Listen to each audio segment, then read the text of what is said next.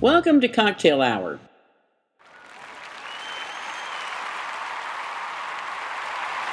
I'm Andy. And I'm the Rev.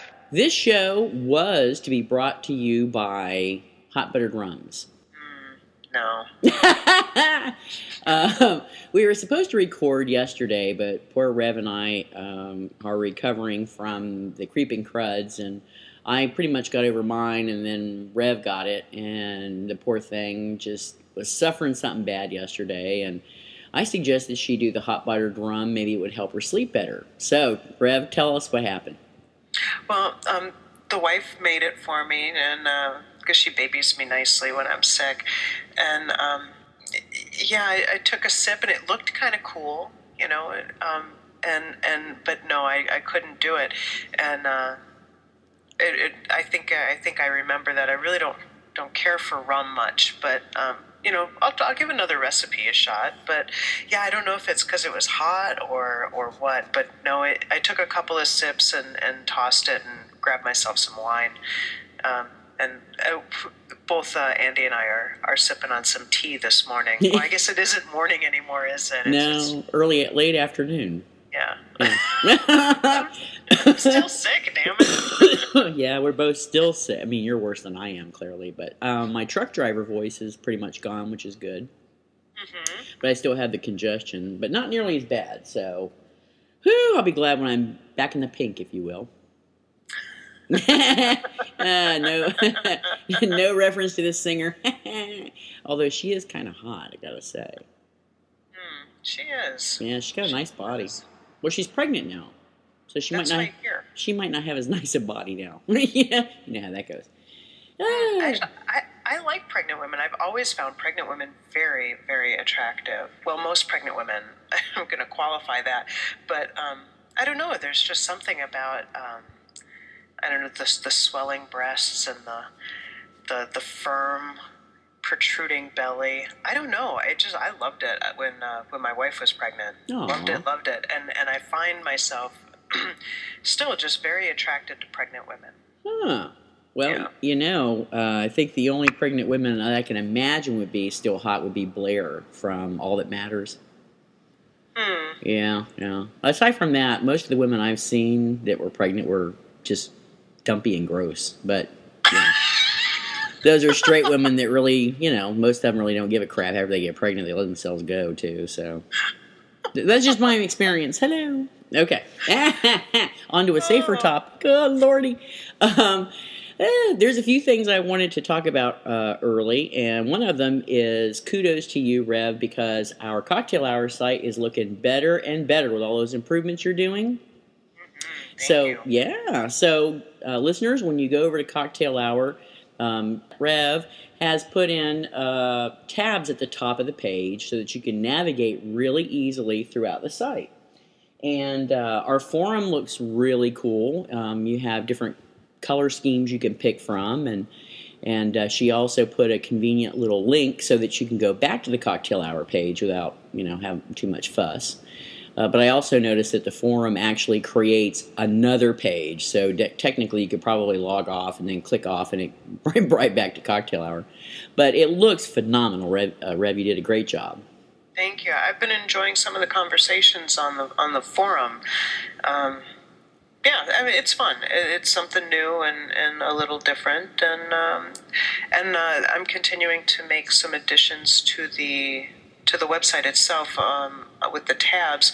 Somebody had posted a link for Dog Ear Audio, which has lesbian audiobooks, and my understanding is that the authors actually read them themselves. So at least some of them are read by the author. I don't know if all of them are or not. So I'll be putting up an area somewhere on there where you can find booksellers, and I'll include Dog Ear on that tab. Sweet. But yeah, so I mean, yeah, it's been a lot of fun. It's been a lot of fun. Cool. And this is our holiday show. Yes. We've got just the Tuesday is solstice, and Saturday is Christmas. And please forgive me, I don't know anything about anything else. So I believe Hanukkah is over. Okay.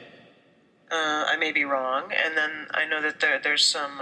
I'm not sure when Kwanzaa's going. I barely know when Christmas is, and that's what we're celebrating in our house. Purely the Santa Claus version. Yeah. So. No. Well, you got a little one, so it's Christmas is still real fun for you. For me, it's a tad bit of a burden at this point. Not that I'm a, well, we won't go into that, but my nephews are older now, and I maybe I see them on Christmas, but most of my family's just bah humbug. So yeah, it's not nearly as fun now. It's more like an obligation. People expect certain things, or a level of certain things. And on that note, gift giving and holidays, and we were going to come up with some ideas for our listeners in case you guys are all tired out, and you're sick of seeing the same old thing or looking for new ideas. And I came up with a couple, and I'm sure you did too, Rev. Barely a couple. Well, there's always, there's some tried and trues. You can go with the gift certificate ideas, Best Buy, for the big retail box stores, Best Buy and Crate and Barrel, and I don't know, do they have gift certificates? I'm sure they do. Yeah, they probably do. I'm trying to avoid Best Buy and Target this year because of the monstrous right-winger donations that the companies gave during the last election cycle. Yeah, that's true. So keep those things in mind too, listeners. Yep. I did give gifts, or I'm getting gifts, I haven't done it yet, getting gifts of movies for people this year. Is you can't go wrong. Even if they're the Oscar winners, yours Best Picture. So that's an idea. I'm getting some gift certificates through online to Cafe Press for several people this year. Yeah, so that's nice because I don't have to go out. I didn't know that they gave gift certificates, but that was one of the ideas that I had too for gift giving, specifically, Colette Moody. Yeah, hey. I know that's that's what I was thinking too, because several people that I've kind of twisted their arm, like, you got to get this book, you got to read it. And so, so I have a suspicion that the Cafe Press gift certificates I get will probably go to the Colette Moody Fund. But I haven't done it yet. But a friend of mine gave me a gift certificate to Cafe Press for my birthday, and it was I got an email and it said, you have X number of dollars to spend. Here's your code. And then I went to Cafe Press and picked my stuff, put it in the shopping cart, and then used the code, and I got my stuff. That's awesome. Yeah, so that was pretty cool. I'm wondering if you could do that for, like, Bold Strokes books or Bella. They've got to have something like that, I would think. Bold Strokes and Bella, I don't believe that they do have that. However, I know that Ebook, which publishes Janine Hoffman, Katie Williamson, and one of my very favorite authors, Jay. Oh, yeah. And Fran Heckroth. They offer a new thing, just started up, where you can gift ebooks. Oh, nice. Yeah, and that's the first that I've seen that. And in addition to being able to gift me, they are also offering...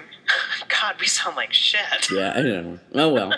We're persevering. In addition to gifting the ebooks, you can also receive with your order a free holiday book that has short stories from a bunch of their authors. So I'm trying to figure out who the hell I can send a book to so I can get that damn free one. Send it to me.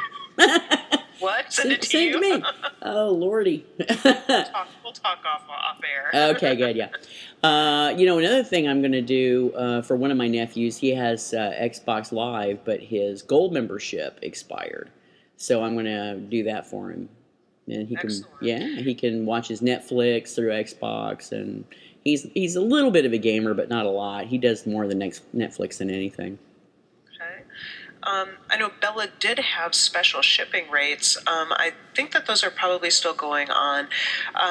If you're in the mood for something a little more intimate, you can check out Passion Planet, right? Yeah. And then for those more civically minded, and I've given these out several times, there's an organization called Kiva. I don't know if many of you are aware of microloans, but what Kiva does is to take small amounts of money from a whole bunch of different people, and you get to select the small business from like a third world country. You loan the money out, and then you're paid back in smaller increments. For example, I had a $25 donation that someone had given me, and I picked the business. I believe it was in Tanzania, I think, and over my donation or my loan, along with a bunch of other people, were able to finance an expansion of like a small farming business or something like that. And over several months, we were paid back. And then I was able to take that money and send out another loan. So I've given those as gifts several times too. And that's a kind of a nice feel good type thing. Yeah. But it's Kiva, Kiva. Oh, that's pretty cool. And I believe Oprah just said it was like the best thing in 2010. So, I mean, come on. If Oprah says it's the best thing. You're killing me. Which reminds me, last year for my birthday, somebody sent me money or a code where I could pick the charity that I wanted to donate the money to. Nice. Yeah, so it was like, women's shelters. I mean, but it went toward local charities. That's awesome. In your neighborhood. But I'll have to go and see if I can dig up where the online link. I don't know that I can find it readily, but it's got to be, Google search got to be pretty easy to find, I would think. Yeah. So, if there are a lot of different things out there, so think on it and yeah. Well, there you go. Yeah, there's some other things like, buy it, name a star. I don't know, do they still do that? Where you get I think they do. You can get a certificate because, one of the stars in the heavens now is named after you or somebody you love. Aww. Yeah, buy me a book. Oh, yeah, Okay. That's what I was thinking. Speaking of books, what a great segue. I mean, right? Today is all Merry Shannon. So we're very excited. Merry Shannon has at least 2 novels out, and I think she has 1 or 2 short stories in an anthology. I would not guarantee that. Rev probably can speak to that more than I could. But yeah, there's she's got one short story in 2 short stories, 1 in each different anthology. Oh, excellent. Well, see, I said 2. I was right. You were right. So the 2 books that we're going to talk about are Branded Anne and Sword of the Guardian. Mm-hmm. Which one would you like to start out with? Let's talk about Sword of the Guardian first. Okay. Would you like to do a short summary? All right. So Sword of the Guardian is the first book in the Etheria series. The rest of the books haven't come out yet, but when I was doing a bit of research, it looks like it's going to be a 5-book series. So, yay! Yeah, and she's working fast and furiously on this. Don't get me wrong. No alcohol involved in this show. I know, that's scary. I still can't talk. Damn. So she's working on the second book. And I thought it would be about something completely different than it is, but we'll talk about that later. So, Sword of the Guardian is the story of Talon and her sisters, Bria and somebody else that I cannot remember the name of right now. I'll look at it while you keep going. Oh, damn it. Hold on. We're going to have to find that now, huh? Well, I was going to do it while you keep talking.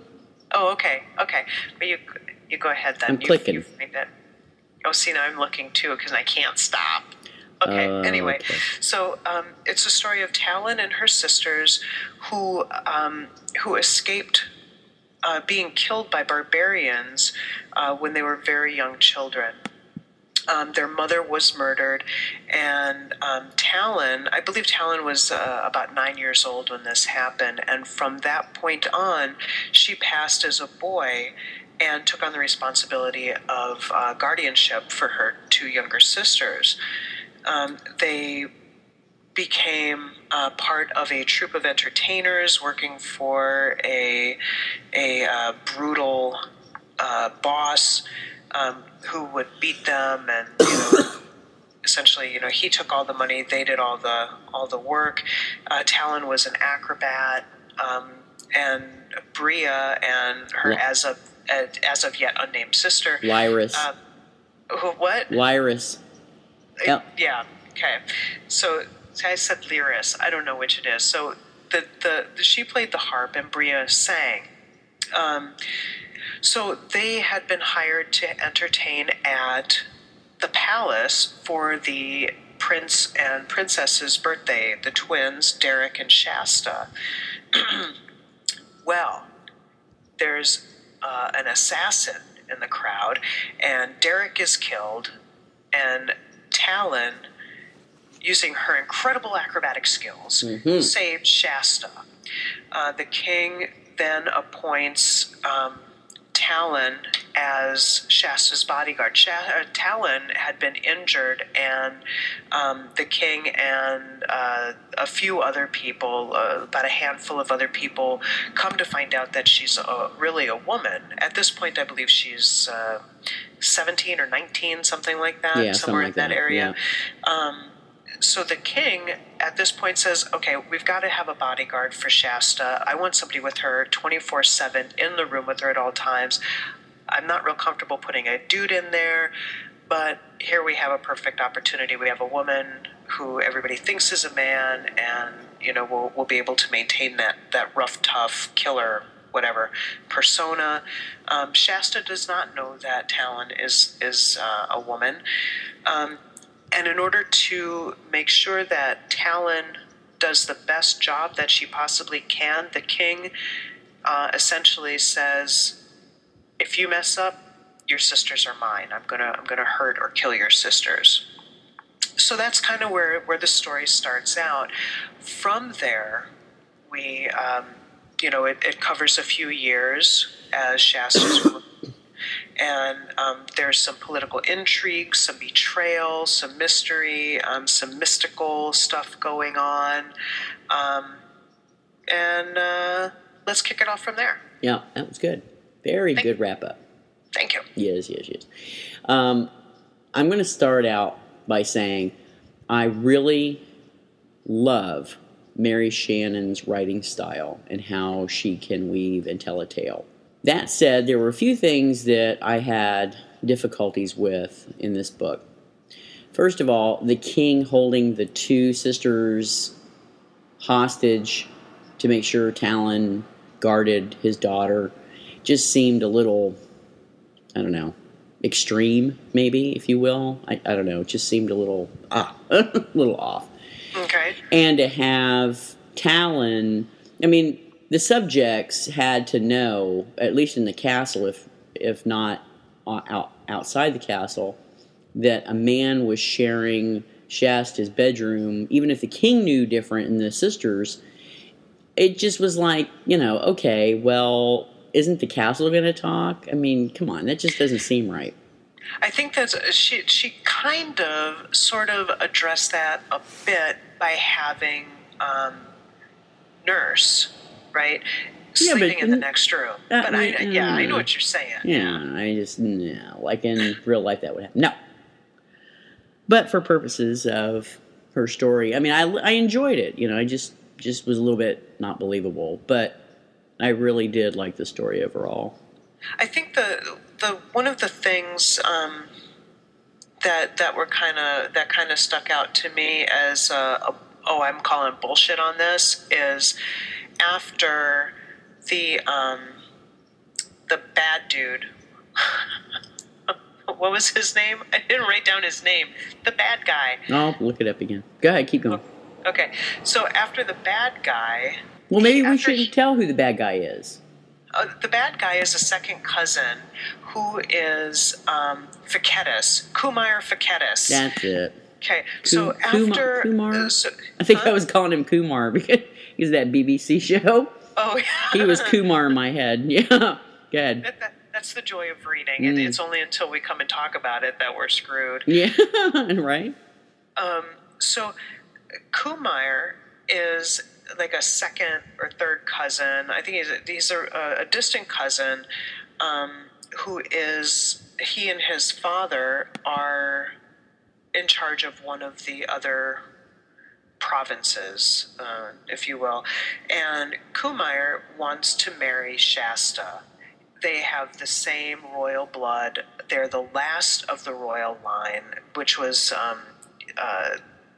picked by the goddess herself to rule over Etheria. Mm-hmm. So Kumar wants to marry Shasta. Shasta thinks he's a slimy bastard. Mm-hmm. Well, he is a slimy bastard.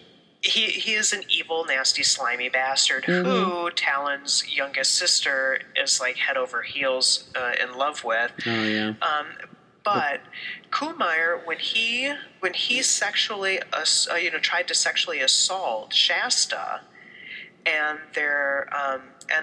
and Shasta went to the king and said, "You keep this slimy fucker away from me, or something," and send him away. I'm not going to fucking marry him. I don't want him near me. And the king says, "Well, I know he did the wrong thing, but he's got a lot that he can teach you since you want to take over the throne. And well, boys will be boys. Essentially, he'll be fine." And I was like, really? Come on. I had that same reaction when Talon, who always checks the bathing area for Shasta before she goes in, never checked behind the screen. Yeah. And then, of course, later in the book, Shasta's in there, she's getting ready to take a bath, and here comes this assassin outside behind the screen. And I'm like, what the fuck? Oh my God, I was so aggravated at that point. But, all in all, I really liked the way that the spiritual aspect of it was in there. And then I don't know if you noticed or not, but in the first part of the book, it's all told in the omnipresent sort of way, but it's still told from specific characters' perspectives. Mm-hmm. Like in the beginning, before Shasta found out that Talon was really a woman, you could always tell when Shasta was speaking because Talon was referred to as he. Mm-hmm. And when Talon was when the Talon's point of view was supposed to be being given, she referred to herself as she. Mm-hmm. And then I think really the only other points of view were from that priestess chick. Okay, but once Shasta found out that Talon was really a woman, then it was more difficult for me to figure out whose point of view they were talking about, since Talon was referred to as she from, regardless. Yeah. I found myself going back a couple of times and going, oh wait, who's telling me this part of the story now? Yeah, true. Well, since I mentioned the parts I didn't care for, I should probably mention the parts I do care for. I thought it was cute how Shasta just kind of had this little crush on Talon early, and she tried to do a bit of seduction, but it really wasn't working, which was kind of cute. Mm-hmm. And I like at the epic battle toward the end how the priestesses were like, we're getting all up in this Kool-Aid and we're going to fight on your side, Shasta. And, of course, everybody's like, what? The priestesses? What can they do? They don't even have any, armaments or equipment. Just, sit up on the horses bald with a robe on. What the hell are they going to do? So I thought that was really cool how essentially they turned the battle, which was really neat. And the powers that the goddess bestowed, I thought that was really awesome. Yeah, I remember reading it the first time, and I was just like, oh, no way! Yeah, right? It was really cool. I mean, it was really cool. I mean, outside of the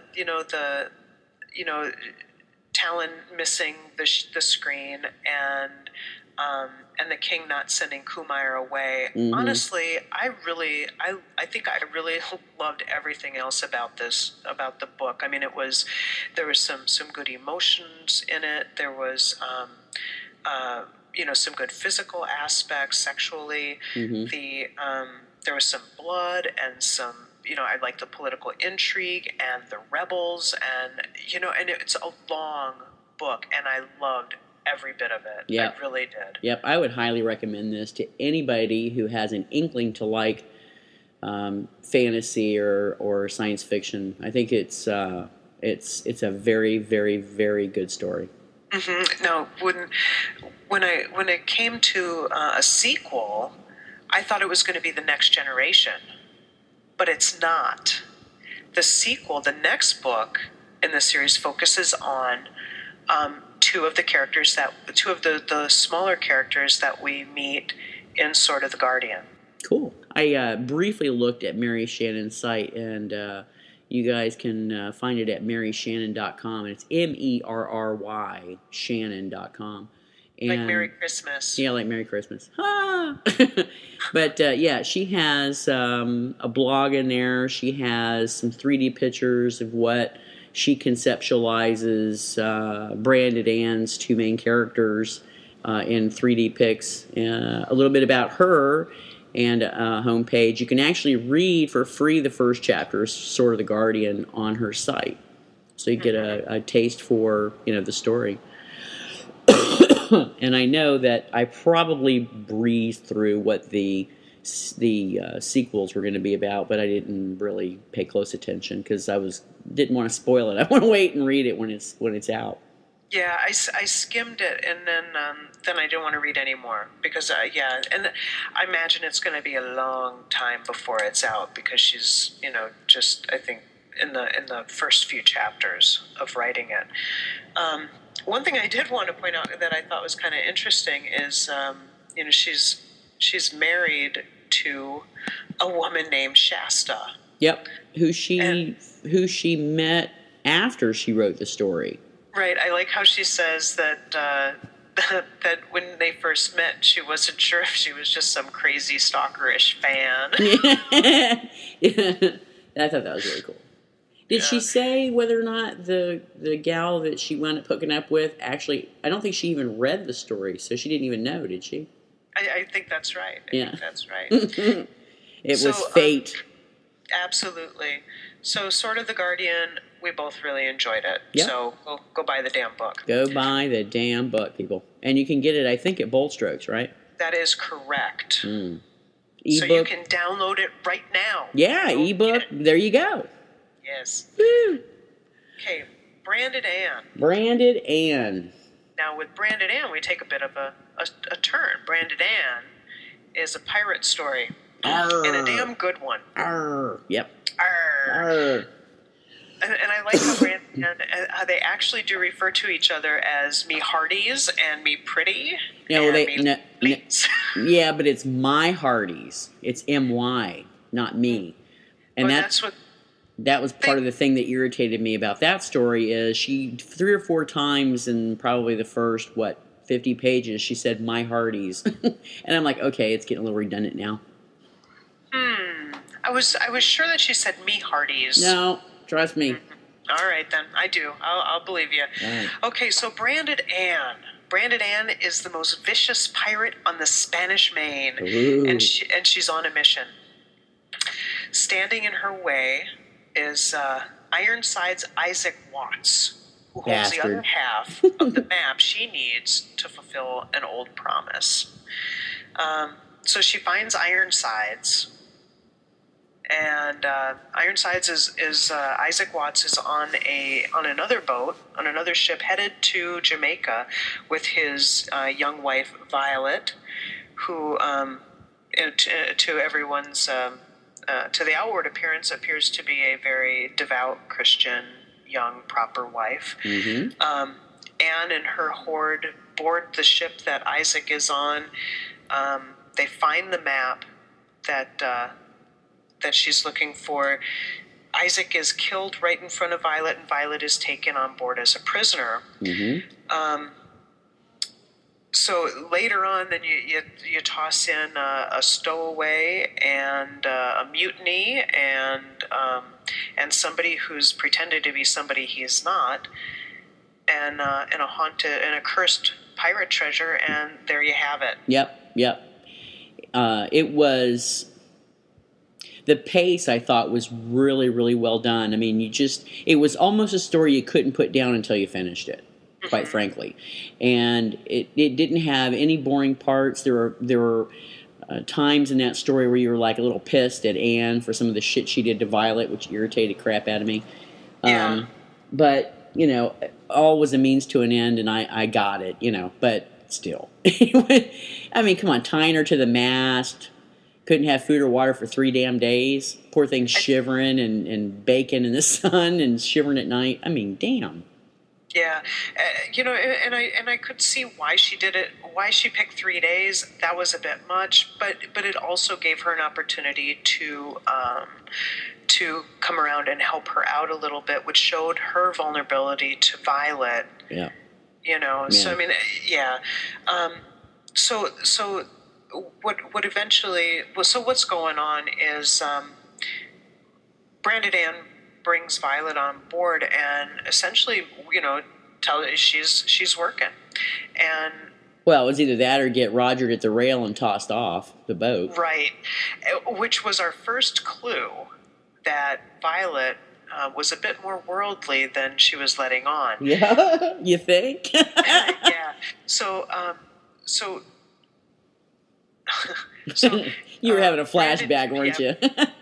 Branded Ann, first of all, I don't know, most people who read pirate stuff, especially lesbian pirate stuff, mentioned in everyone I've ever read is how most sailors in the day were very superstitious about having women on board in the first place. So they were none too happy to have, first of all, their captain being a woman, but, she's making them a lot of money and, well, they're all scared shitless of her. But having another woman on board, Anne decides that in order to make sure that Violet is not gang raped repeatedly, that she's going to lay claim to her herself. Mm-hmm. So that essentially Violet then belongs to Anne. Violet essentially hates Anne because, well, she's just had her husband murdered right in front of her. Yep. But there's a load of different adventures, and they kind of bond, and Violet comes to kind of enjoy the sea life. Mm-hmm. No, she really didn't have much else to go to after the husband was killed, too. Right. Yeah, they were going to run a big plantation in Jamaica. Yeah. So I don't really know what to say about it without giving away too much. Yeah, that's with this story. That's always the danger you have telling too much, because it really can put the reader off because they know too much about the story. Although I will say that the very end, when they were going through the different caves, I guess it was a volcano and there was tunnels underneath. Mm-hmm. That was really cool when they got to the very end with the specter, or what they think is the specter that's guarding the treasure. Right. That was very cool. Mm-hmm. Yeah. That's all we can really say. Yeah. Because it's a good pirate tale. You've got trouble with the sea. They're essentially heading off into what I'm assuming is the Bermuda Triangle. Yeah. And there's just a lot of drama going on with the crew, a lot of inner turmoil with Anne herself. Throw in Violet and a little girl who stows away, who wants to be just like Branded Anne. You also have the relationship of Branded Anne and her father. Anne's brand on her cheek. That's it's not nearly as long as sort of the Guardian. But like you said, it's tight and it moves quickly, and there's not really anything that you'd really want to skim through. Yeah, no, you wouldn't. I didn't skim through anything. Yeah, I don't think I did either. And there are a few different storylines going on, so you're involved. Mm-hmm. from the first page to the last page. It's definitely a must-read. And so I guess go out and buy it. Because I think you can get that one on ebook too. They're both through Bold Strokes. Yeah. And that's what I did. I went out and bought. I actually had the hard paperback, or not hardback, but the paperback version of that because I bought it a couple of years ago, and then I went and got the ebook because I thought, I love this e-reader, and it's getting harder and harder and harder to read a paperback for me. But yeah, it is. I think Sword of the Guardian was the first in the fantasy genre that I had read. I read it a while ago, and I think Branded Anne, after I read Sword of the Guardian, I went and I immediately bought Branded Anne, and that was the first pirate one that I had read. And I'm glad that I picked these two to start with because they were very good. If you enjoy the fantasy genre, there are two other ones that I can recommend, and I don't know that you and I agreed on one of them, but it was I'm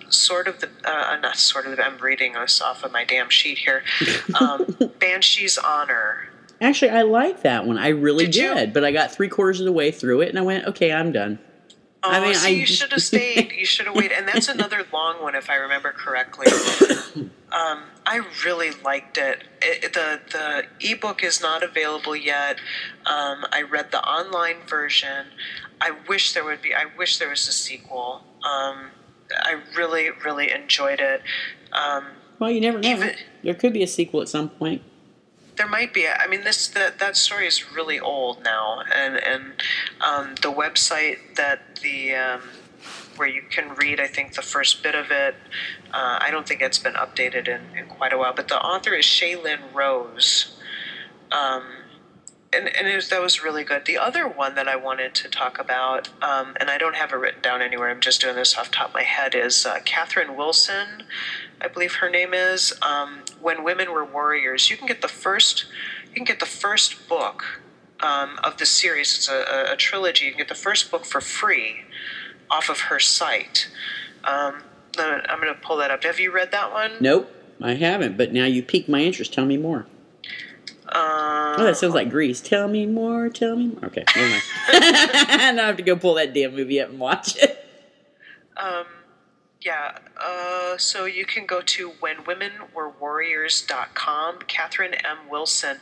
Yeah, you can get the first book for free, and that's what I did. I downloaded the first book, and then I was going to buy the other ones, but never got around to it.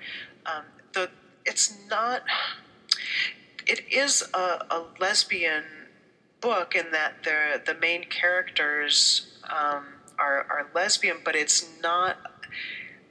That's secondary, if even that,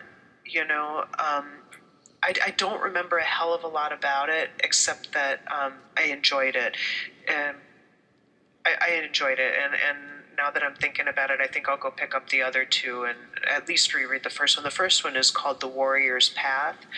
I highly recommend it. It was different. It wasn't. I don't know. It wasn't. I don't know. It was good. Just It was a couple years ago I read it, and I'm not prepared to talk about it in depth. But well, it was good, and you recommend it, and the first book is free. I think I will go on there and check it out myself. I mean, especially if you enjoyed it enough to recommend it, I'll definitely take a look at it.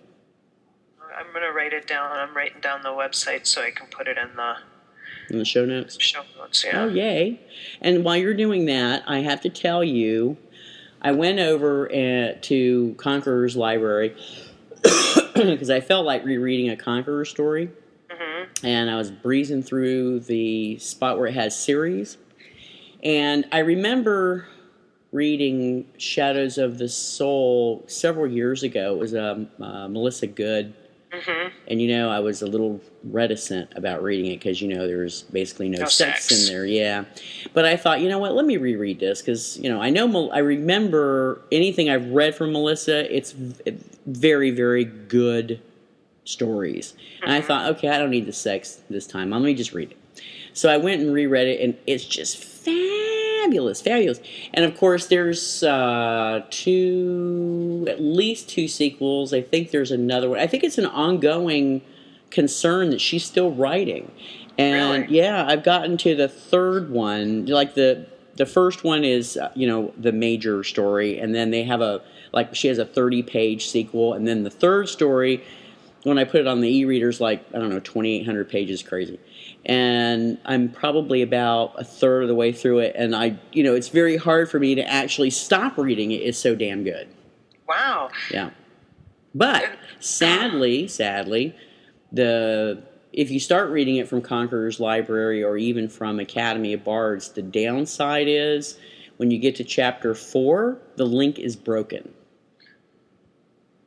I believe that you might be able to find it on PDA already compiled. Could be, but I let Sue know, the chief scribe over there at Conqueror's Library, that the link is broken. I don't know if she can do anything about it because it's even broken over at Academy. But doesn't Melissa own the Academy, or she's the site owner of the Academy? I don't believe so. I know she has her own. She has her own thing too. Yeah, the Merewolf, I think it is. Yeah. But it's part of the Merewolf, isn't it? Part of the Academy now.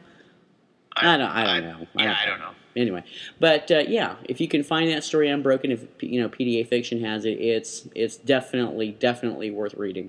Excellent. And I wanted to mention, I noticed over on the forum, Rio had, I saw on her signature that she had a new site listed, and sure enough, the Conqueror's Library folks, Sue and Rio, also have the Xena Library.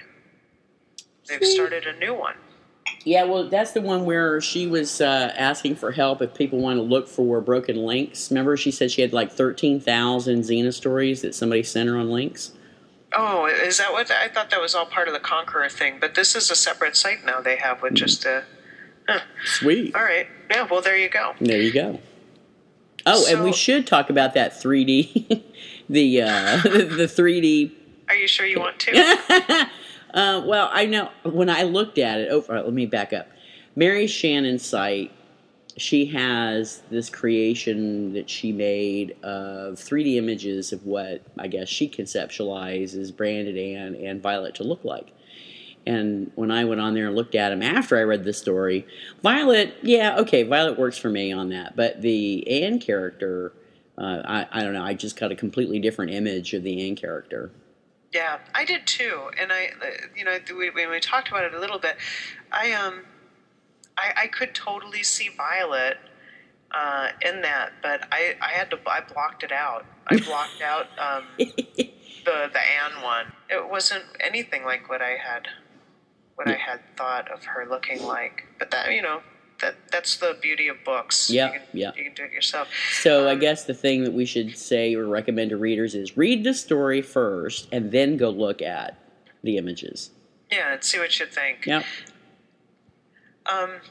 Over at that series that you were just talking about, that's the Xena the Merciless series. Yeah. And they do have it at PDA. They have 3 of them: Shadows of the Soul, A Merciless Solstice, and Queen of Hearts. Yeah, it's Merciless is the 30-page one. Queen of Hearts is the biggie long one. That's the third one that I'm on now. Yeah, so it's all compiled over at PDA, so you won't have to worry about a broken link. Yay! Okay, let me see. I think there was something else I wanted to talk about. Oh, I read Sea Legs, and I know that we're not going to talk about it anytime soon if we ever decide to do a KG McGregor show. But I just wanted to briefly touch on Sea Legs because have you read it? No.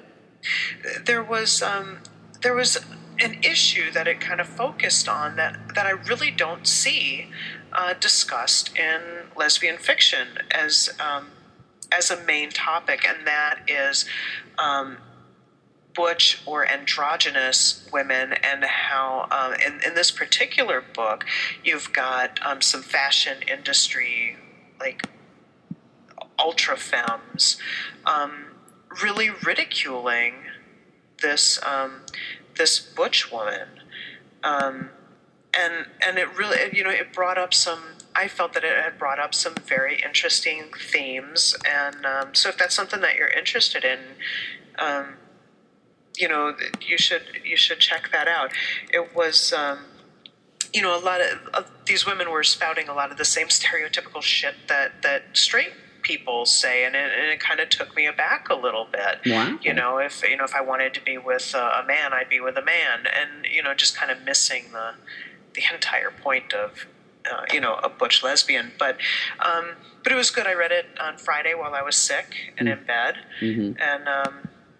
So it's a quick, good read, moderately predictable, as usual. But anything that KG McGregor puts out, for the most part, is good. So I like her writing. Mm-hmm. She her stuff is in general just your average woman, but it was good. I enjoyed it, and I didn't expect to. I was kind of feeling pissy about KG McGregor after her rant last year about buying used books, but we're not going to get into that now. I'm over it. Well, times are hard, damn it. Yeah, exactly. Oh, Lordy. But I did like it, and I'd recommend it. So there you go. Cool. That's excellent. It reminded me, you think about androgynous, I started thinking of hermaphrodites. I don't know, the way my brain works. I remember reading an alternative, or I think it's considered an original. It may be a Xena Uber called The Gardener or Gardener. I think it's The Gardener. And do I know who it was written by? No, of course not. But it was interesting because one of the main characters, who I think was the Xena archetype, fell in love with a married woman. Who, of course, she's doing the lawn because she's a gardener. Her and her father are in, I think it was a landscaping business. The two characters become really, really close, and ultimately what happens is they fall in love, and the story ends with a sex scene, and you find out that the Xenober type is a hermaphrodite. So she has a penis, but no testicles, and she has a vagina, and they have a whole sex scene with it. And I'm like, wow, that was different. That was really different. What? Yeah.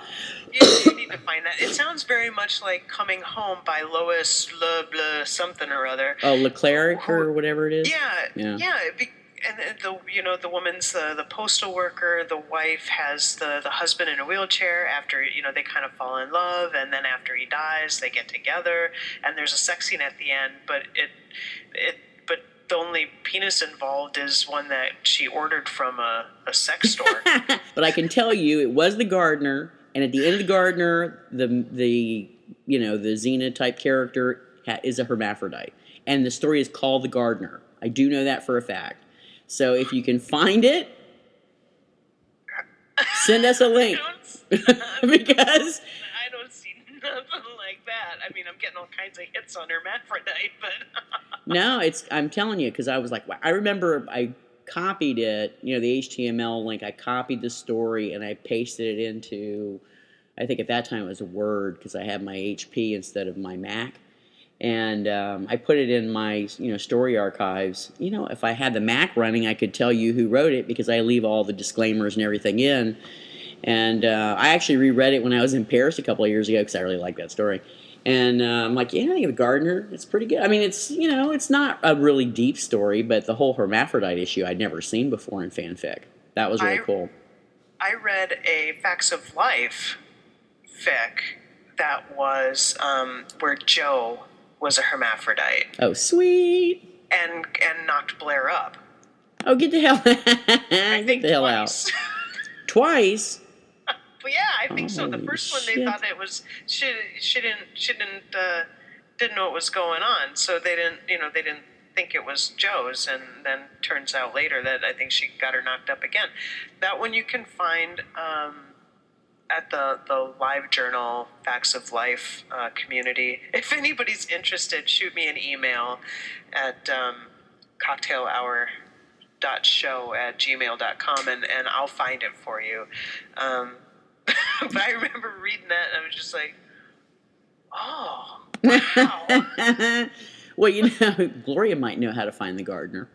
That was going to be my recommendation. Gloria, is Andy full of shit? Does this actually exist? Hey, come on now. Don't be like that. I mean that in the best possible way. Oh, right.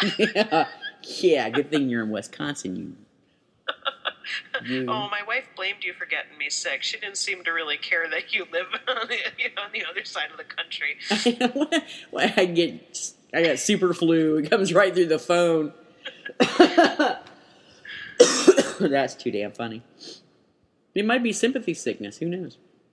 It might be. Yeah. It might be. Well, this sucks.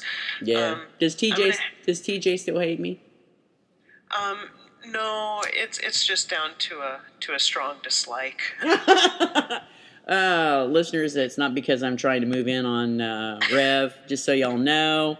It's more like, I keep sending Rev little videos of how beautiful our weather is.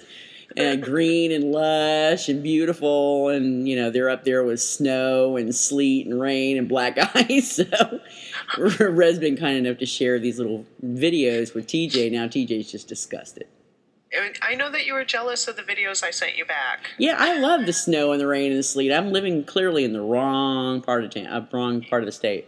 You are. We can find you a house over here. Come on. Yeah, wrong part of the country. Damn. Yeah. Mm. Yeah, Yeah, I swear there's no alcohol involved in this show. No, there's not. Maybe I've got that. I've been taking that cough syrup with the codeine in it. That might have something to do with it. Oh, I'm a little jealous. I have Dayquil. It doesn't work, and yeah. Well, no, Dayquil doesn't work. No. Well, it looks like that's the end of our show. Thank you very much for your participation, Rev. Yay. I really enjoyed it. It was a good show. The books, again, Sword of the Guardian, Branded Anne. I haven't read the two short stories in the anthologies, but I'd bet they were good. Yeah, I'm sure they are. And our happiest of wishes for a fun and safe holiday to everyone. Yep, stay warm. But and yeah, if you're living in a warm environment, I don't like you.